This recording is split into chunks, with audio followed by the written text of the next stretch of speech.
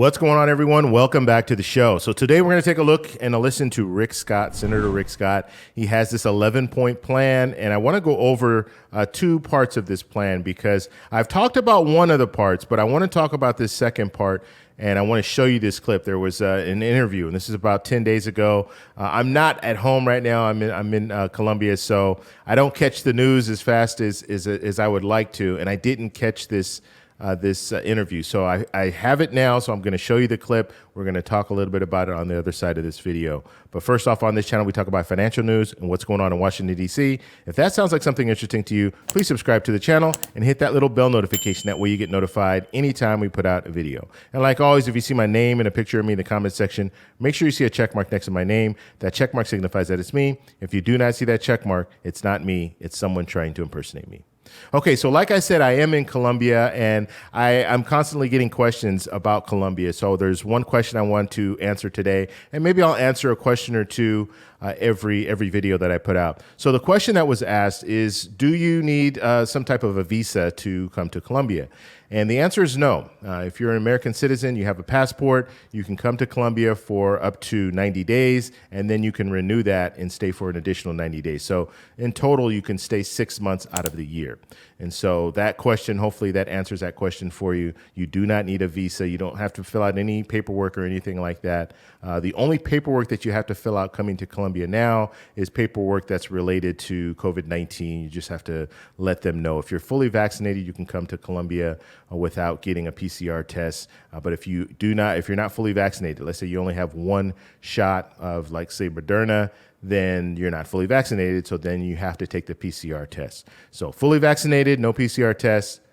If you only have one shot, then you have to take the PCR test. Or if you have no shots, then you also have to take the PCR test. Okay, so let's go ahead and take a look and a listen to Senator Rick Scott. He's going to be talking, he's going to be defending, and let's watch how he defends his plan. He doesn't do much defending. He does a lot of deflecting. So here we go. All right, let's switch to politics now, because there's a lot that we've got to look forward to between now and November the 8th. You recently put out an 11-point plan to rescue America.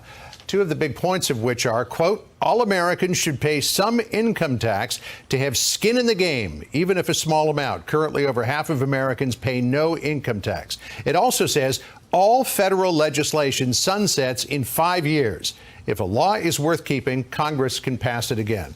So that would raise taxes on half of Americans and potentially sunset programs like Medicare, Medicaid, and Social Security. Why would you propose something like that in an election year? Sure. Well, John, that's, of course, the Democrat talking points. It's a 11-step plan. No, it's in the plan. It's in the plan. But here's this thing about reality for a second. First off, let's talk about Medicare. But Senator, hang on. John. So it's not a Democratic talking point. It's in the plan.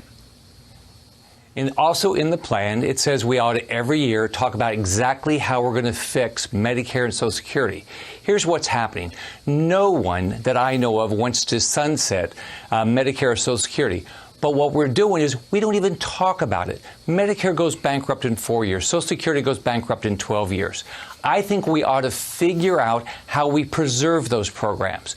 Every program that we care about, we ought to stop and take the time to preserve those programs. I just fought the postal bill because it put more responsibility on Medicare and took it off the Postal Service and put Medicare in a worse position. Now, let's go back. Let's talk about taxes for a second. I'll put my record up against anybody on tax cuts. I cut taxes and fees 100 times as governor. But here's what's unfair. We have people that could go to work and have figured out how to have government pay their way. That's not right. They ought to have some skin in the game. I don't care if it's $1. We ought to all be in this together. I'm going to continue to focus on reducing taxes. That's what I've done my whole life. But there's an 11-step plan. Go through it. Everybody's not going to agree with everything. 128 policy points. Let's be bold. Go to rescueamerica.com. Give me your ideas, or you can text America to 22044. Give me your ideas. I want to change this country. The woke left controls everything. We got to win, and we got to change the country. As you said, not everyone agrees with it, and one of the people that doesn't agree with it is Mitch McConnell. Here's what he said. Let me tell you what would not be a part of our agenda. We will not have as part of our agenda a bill that raises taxes on half of the American people and sunsets Social Security and Medicare within 5 years. That will not be part of a Republican Senate majority agenda. Now, a few days after he said that, you penned a Wall Street Journal op-ed about your plan titled, "Why I'm Defying Beltway Cowardice." Are you calling Mitch McConnell a coward? What I'm saying is, I've been in D.C. for 3 years, right? I want to get something done. I went to D.C. to change this country. Look at where we are now. The woke left controls the executive branch. They control a lot of our government. They control academia. They control Hollywood. Look at it. We have an open border. We've decided we're not going to be energy independent. We've got to change this. You don't change it without having a plan. I'm a business guy. When I was in business, I wrote a plan. I surround myself with people. We implemented the plan. When I went for governor, I had a plan. We've got to have a plan for what we're going to do when we win. We're going to win. We have great people. But let's have a plan.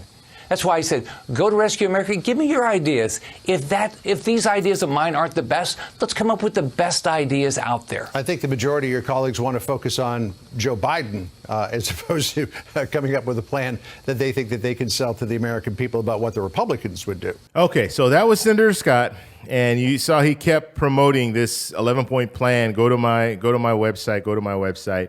When it comes down to it, he did not defend his plan. He deflected all the questions that were asked of him. He deflected. And so let's go over some of the stuff that we really should be focused on. So the first thing about the taxes.